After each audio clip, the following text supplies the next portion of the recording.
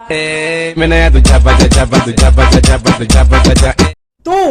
क्या हाल है। हाँ तो भैया नए साल में आप सभी का स्वागत है। तो पिछले साल की तरह इस साल भी हर साल की तरह पिछले साल भी हमने बर्बाद कर दिया और हर व्यक्ति की तरह हम भी इस साल अपना नया नया रेजोल्यूशन बनाएंगे। इस साल हमें बहुत कुछ उखाड़ना है यार, पर साला उखाड़ूं क्या। लोग जिम जाते हैं, लड़कियां पटाते हैं, बाहर का कम खाते हैं, पर यार मैं ये सब काम करता बढ़िया भी तो नहीं लगूंगा। जिम जाके मैं करूंगा क्या, मैं तो पैदाइशी बॉडी बिल्डर हूँ। लौंडियाबाजी मेरे से कभी हुई नहीं वो अलग बात है, मेरे से कभी लड़की पटी नहीं, और बाहर का तो मैं खाता ही नहीं हूँ। पति देव एक टॉफी दे दो ना। दिमाग मत खराब कर क्या। दे दो ना, ले लें। मेरे टॉफी का हाथ मत लगा बस ओ प्लीज। मेरे सामान को हाथ मत लगा तू। अच्छा यही दे दो। कतई नहीं खाता हूँ मैं। अच्छा अबे इग्नोर मारो यार तुम ये सब चीजें। ठीक है, पर ज्यादा कुछ नहीं, हम लोग कम से कम अपना अपलोड शेड्यूल तो सही कर ही सकते हैं। क्यों? तो वादा रहा, आज से हर हफ्ते शुक्रवार को वीडियो आया करेगी। साले तू यार कोशिश तो कर ही सकते हैं ना हम लोग। 4 वीडियो तो 2-3 वीडियो तो आ ही सकती है, मतलब इतना तक कर सकते हैं यार हम लोग, है ना। ठीक है। तो आज हम बात करेंगे सर्दियों में होने वाली परेशानियों की।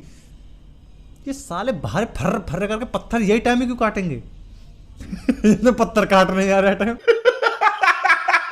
तो आज हम बात करेंगे सर्दियों में होने वाली परेशानियों की। तो सबसे पहली परेशानी ठंड में यह है कि सबको ठंड बहुत लगती है। अब यार जिनकी शादी होगी उनकी सर्दियां तो मस्त कट रही हैं, लेकिन उनका क्या जिनकी शादी नहीं हुई है। अबे मेरे सिंगल लौंडों के बारे में कभी कोई सोचता है?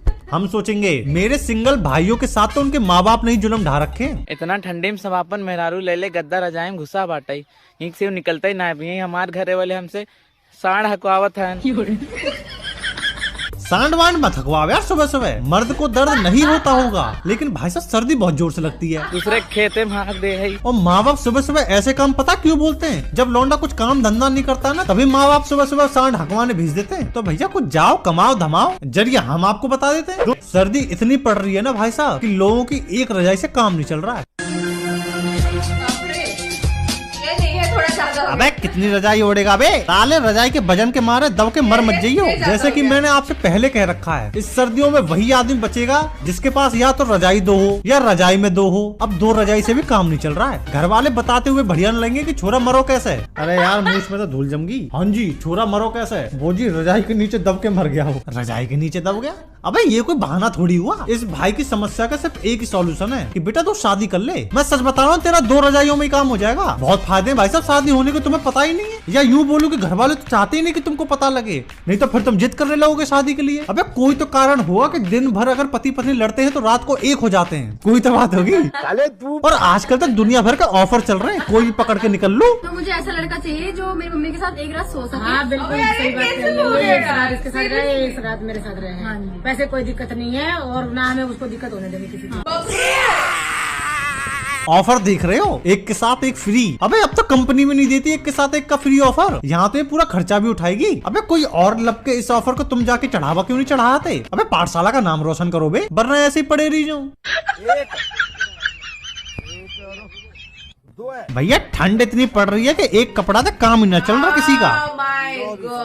ये सारे कपड़े इसको इसकी ससुराल वालों ने दिए। और मैं दावे से कह सकता हूँ कि इतने कपड़े पहनने के बाद भी साले को ठंड लग रही होगी, क्योंकि सर्दी का सीधा सा फंडा है, मूंगफली में दाना नहीं। हम तुम्हारे मामा नहीं हैं। ये क्या बात हुई? खैर जो भी हो, सबसे ज्यादा कष्ट पता है कब होता है? जब कोई इस सर्दी में नहाने के लिए बोल देता है। ये पाप माना गया है। अब तुम्हें क्या ही पता, सर्दियों में नहाना मतलब मौत को दावत देना होता है। मैं सरकार को एक पत्र लिखने जा रहा हूँ कि सर्दियों में नहाना बंद करवाया जाए। माँ बाप बहुत तकलीफ देते हैं यार, और शादी हो जाए तो बीवी तकलीफ देती है। पति देव ओ पति देव चलिए नहा लीजिए आज। अरे क्या हटे उठिए। पागल है क्या? क्या पागल है? अच्छा बताइए कितने दिन हो गए आपके नहाए? बस सर्दी में कौन नहाता? अबे तुम इसी चीज से आइडिया लगा लो कि जब तुम सुबह सुबह हगने जाते हो और पानी की पहली बौछार जब पड़ती है तो तुम्हारी आत्मा छाती के निप्पल से बाहर हो जाती होंगी, और तुम बात कर रहे हो नहाने की। अबे एक मग्गा पड़ते है तो आधा शरीर काम करना बंद कर देता है। मैं बहुत गर्म पानी।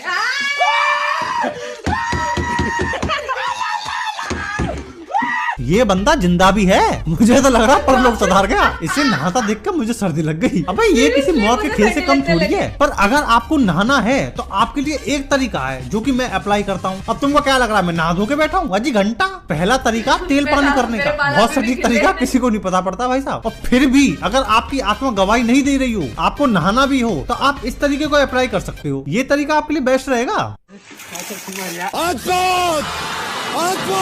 इस तरीके से आपका काम भी हो जाएगा और दुनिया में आपका नाम भी हो जाएगा। और सही बताऊं ना, किसी सयाने ने सही कहा है, आदमी का मन शुद्ध होना चाहिए। अच्छा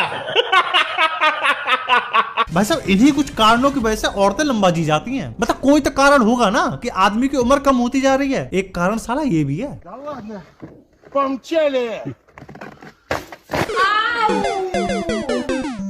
मैं लिख कर देता हूँ, इस साले की आत्मा इसके पिछवाड़े से निकल गई होगी। यहाँ साले 25 कपड़ा पहन के भी लौंडे को ठंड लग रही है। ये साला मौत का खेल दिखा रहा है। अबे साले ननिया टूट गई तो हगना भारी पड़ जाएगा। बहन के बहरे लोमड़े, घी के मुर्गे, कचूमड़ी केकड़े, और कौन सी गाली रह गई।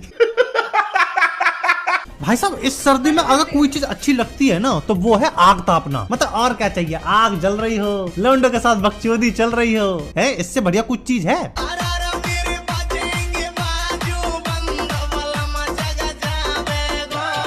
पर इस दुनिया में कुछ कुलंडी ऐसे भी हैं जो शांति से आग तापने भी नहीं देते। अगर तुम आग ताप रहे हो ना, पता नहीं उसकी छाती पे कौन से सांप डोल जाते हैं। वो कुलंडी पना करे बगैर मान नहीं सकते।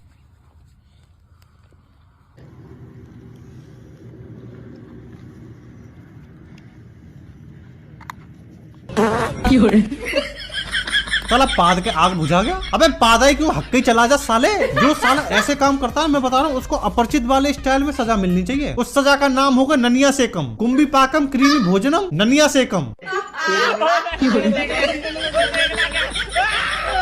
फूंक दो साले की ननिया को, जला के राख कर दो, काली कर दो साले की ननिया। सबक मिलना चाहिए सबको, ताकि इन कोठी बंगले वाले लौंडों को ये ना लगे कि ये साला कोई कोठी बंगले वाला है। अच्छा पर ऐसा नहीं है, ठंड हर किसी को नुकसान पहुंचा रही है। कुछ लोगों का फायदा हो गया वैसे ठंड की वजह से। I love you.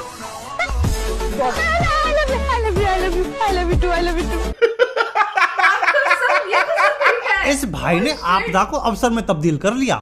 कुछ तरीका है भीख मांगने का। और अगर आप भी आपदा को अवसर में बदलना चाहते हो ना, तो इस वीडियो को लाइक मारो। अगर आप हमारे चैनल पर नए हो तो सब्सक्राइब करो यार। उसके बगल में जो बेल का आइकन है उसे दबाकर और सेलेक्ट कर लेना। अगर आपको मेरी बकचोदियां पसंद आ रही हूँ तो इंस्टाग्राम पे फॉलो करो यार, वहाँ आजकल मैं कोहरा दिखा रहा हूँ। अगर आपके पास ओपिनियन है तो गली मोहल्ले नुक्कड़ पे जाकर अपना ओपिनियन मत दीजिए, प्रोबो है ना।